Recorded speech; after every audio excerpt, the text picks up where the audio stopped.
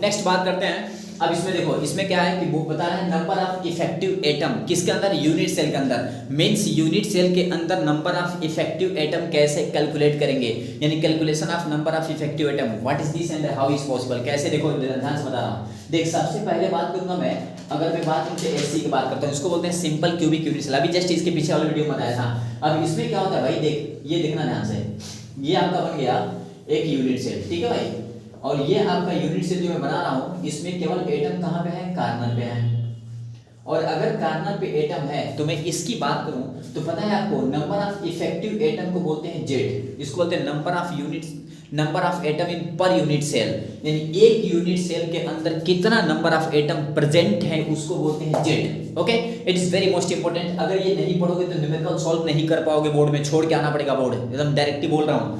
देख, जेड क्या बोलते हैं, number of atom per unit cell, मतलब यूनिट सेल, एक यूनिट सेल के अंदर कितने नंबर ऑफ एटम पार्टिसिपेट कर रहे हैं, भाग ले रहे हैं, प्रेजेंट हैं। अब सुनो, इसमें देख, इसको देखो ध्यान से बता रहा हूं। इसमें ये देखो कार्बन है भाई, कार्बन पे क्या है, ये जो देख रहे हो ना भाई, इसको बोलते हैं अपन एटम। अब ये जो एटम है ना भाई, ये एटम तुम्हारा इस यूनिट सेल के अंदर भी है, इसके ऊपर एक यूनिट सेल होगा, उस पे भी होगा, एक इधर साइड से लगा दो उसको भी टच कर रहा होगा, एक उस साइड से लगाओ उसको भी टच कर रहा होगा, चार ऊपर से लगा दो उसको भी टच कर रहा होगा।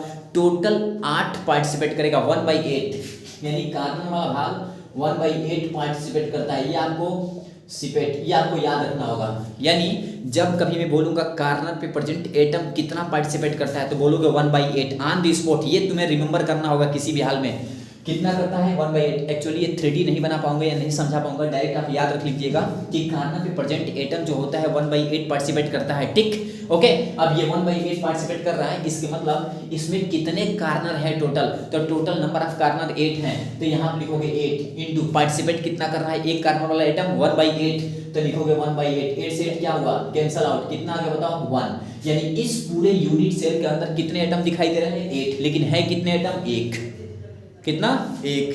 क्यों, क्योंकि ये जो एटम है कुछ भाग इसके लिए, कुछ इसके साइड में यूनिट सेल होगा उसके लिए, कुछ ऊपर होंगे उसके लिए, इसलिए यहाँ पे ये जो है ना भाई पूरा नहीं पार्टिसिपेट कर रहा है, कुछ ही भाग पार्टिसिपेट कर रहा है, इसलिए इसका टोटल एटम अगर मिला दिया जाए तो कितना मिलेगा 1। और इसी एक एटम को बोलेंगे नंबर ऑफ इफेक्टिव एटम, यानी कितना एटम इसके अंदर प्रेजेंट है।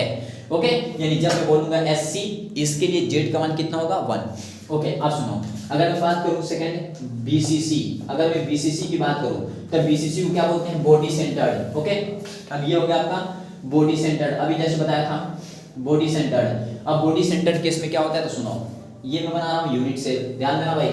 अब ये यूनिट सेल है, अच्छा बताओ ये वाला जो बन रहा है ना भाई, इसमें ये बता रहा हूं ना ताकि ये सब जान जाओगे ना तो न्यूमेरिकल आसान हो जाएगा। अब इसमें देखो ध्यान से, इसमें क्या होता है, ये आपके कार्बन पे प्रेजेंट एटम है और इनके साथ साथ एक होगा जो सेंटर पे होगा, कहां पे होगा, सेंटर पे। अब सुनो, ये कितना पार्टिसिपेट कर रहा था 1/8, बट अगर मैं इसकी बात करूं तो ये पूरा 1 पार्टिसिपेट करेगा, पूरा टोटल। क्यों, क्योंकि ये बीचों बीच में है, अंदर है, और बाहर से कितना हो भी कुछ भी लगा लो उसको टच करने वाला तो है नहीं, ये पूरा अंदर के अंदर रहेगा, ठीक। अब इसके अंदर में जेड की मान की बात करूं तो जेड कितना होगा, तो सुन कार्बन कितना है 8, पार्टिसिपेट 1/8 प्लस 1। अब सुनो, ये कार्बन के लिए हो गया और ये सेंटर पे है इसके लिए हो गया। अब ये कैंसल आउट, कितना बचा 1 + 1, यानी कितना आ गया 2। जेड का मान कितना आ गया 2।